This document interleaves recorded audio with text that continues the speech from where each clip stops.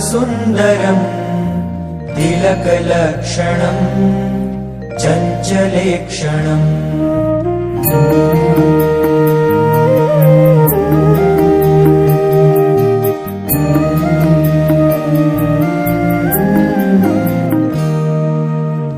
अतिमनोहरम् सर्वसुन्दरम् तिलकलक्षणम् चञ्चलेक्षणम् विबुधवन्दितम् स्वामिनाथ ते वपुरिहास्तु नो नित्यदर्शने मदनमोहनम् प्रेमदोहनम् नयनगोचरम् भक्तसञ्चरम् भुवि सुदुर्लभम् स्वामिनाथ ते वपुरिहास्तु नो नित्यदर्शने निजजनैः सदा वाञ्छितं हृदा परसुखावहम् रुत्तमोपहम् परममङ्गलम् स्वामिनाथ ते वपुरिहास्तु नो नित्यदर्शने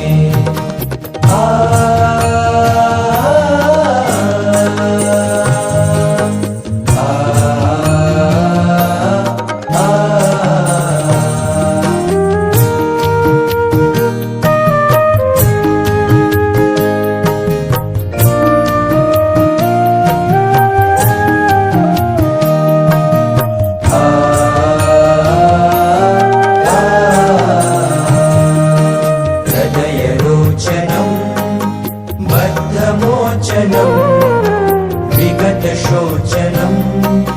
दीर्घलोचनम् मृदुसिताम्बरम् स्वामिनाथ ते वपुरिहास्तु नो नित्यदर्शने मधुरभाषणम् पुष्पभूषणम्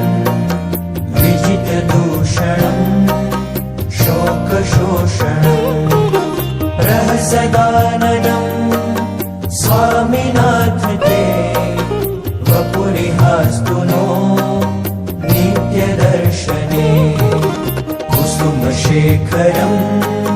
कोमलान्तरम् सदयदर्शनम् दुःखकर्षणम् विधिहरार्चितम् स्वामिनाथ ते वपुरिहास्तु नो नित्यदर्शने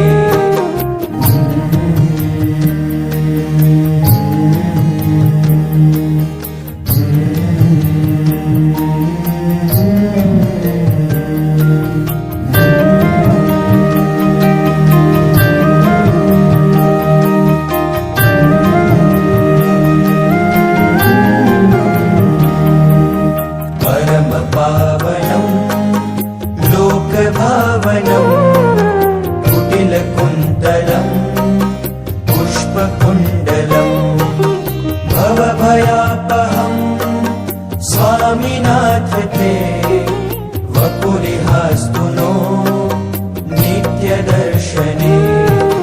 सकलसिद्धिभिः सर्वरुद्धिभिः श्रितपदं सदा योगिभिर्मुदा तदिदमेव हि स्वामिनाथ ते वपुरिहास्तु नो नित्यदर्शने भवनिवासतो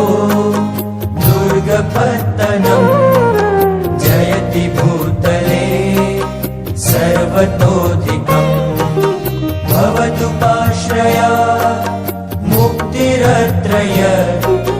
वसति सर्वदा न्यत्र दुर्लभा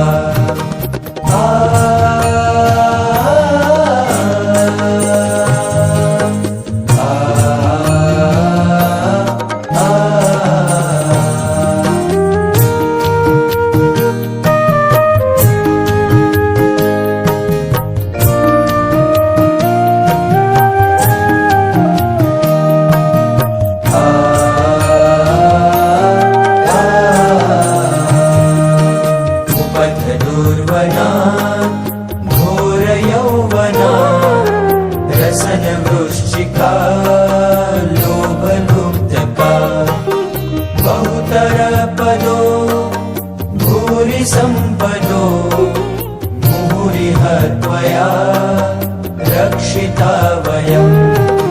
प्रबलसंशया दुष्टसंशया मदभिलेषया कुत्सिताशया स्मरणसरिसृपान् मानकोणपान् मुनिपते वयम् रक्षितास्त्वया